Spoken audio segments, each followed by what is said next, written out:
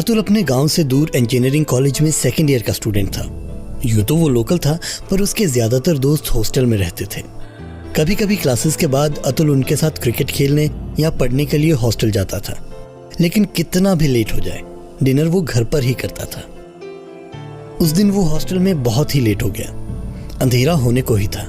जल्दी जल्दी में उसके दोस्त ने उसे बाहर बस स्टॉप तक छोड़ा और उसे आखिरी बस मिल गई।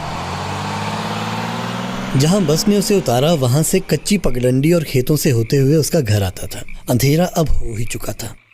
अतुल की माँ उसे बहुत बार कहती थी कि अंधेरा होने के बाद इस रास्ते से मत आया कर, पर घर पहुंचने के लिए यही शॉर्टकट था।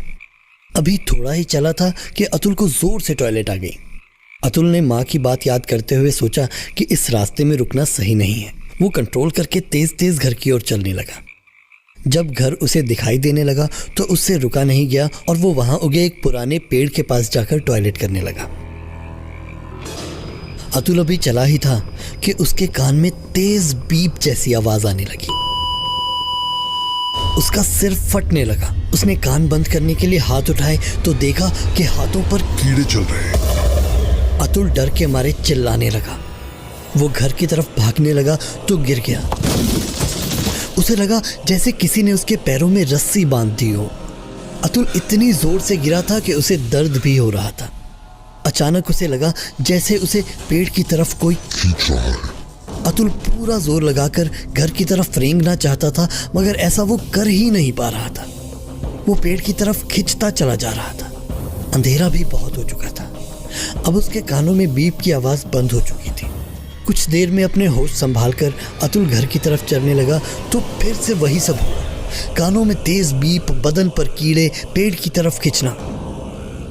ऐसा लग रहा था कि मानो कोई उसे पेड़ से बांध कर ही रखना चाहता हो। ऐसा कुछ बार हुआ तो अतुल डर के मारे बेहोश ही हो गया। जब होश आया और वो घर की तरफ चलने लगा तो फिर वही सब होने लगा। अतुल सोच रहा था कि उसे ढूंढने के लिए उसकी माँ जरूर आएगी, और ऐसा हुआ भी। अतुल की माँ गांव के सरपंच और कुछ लोगों के साथ अतुल को ढूंढने आई। उन्हें दूर से आता देखते ही अतुल ने जोर जोर से चिल्लाना शुरू कर दिया। पर अतुल की हालत तब खराब हुई जब वो लोग पास आ गए, लेकिन ऐसा लग रहा था कि जैसे उन्हें ना तो अतुल की आवाज़ सुनाई दे रही है और ना ही अतुल दिखाई दे रहा है। हालांकि अतुल उन्हें देख भी सकता था और सुन भी। सरपंच जी जब एकदम अतुल के पास आकर खड़े हो गए तो अतुल ने उन्हें छूने की कोशिश भी की, मगर अतुल का हाथ तो उनके शरीर से ऐसे आर पार हो गया जैसे सरपंच जी कोई परछाई हो। जब सब लोग वहां से जाने लगे तो अतुल ने जोर जोर से रोना शुरू कर दिया। तभी गांव के एक बुजुर्ग ने सबको रोका और कहा कि पहाड़ी वाले बाबा जी को बुलवाओ। बाबा जी आए। उन्होंने अतुल को बुलाया। अतुल ने हैरानी से पूछा, क्या आप मुझे देख सकते हैं?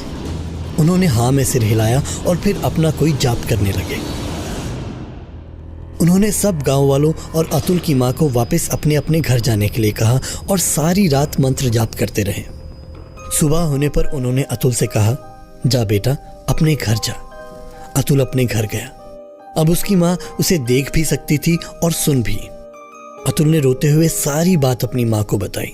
उसकी माँ ने बताया कि कहते हैं उस पेड़ पर किसी शैतानी शक्ति का वास है, इसीलिए उस तरफ से रात को आने के लिए सब मना करते हैं। उस दिन के बाद आज तक अतुल कभी अंधेरे में घर से बाहर नहीं निकला। अगर हॉस्टल में अंधेरा हो भी जाए तो वो वहीं सो जाता है।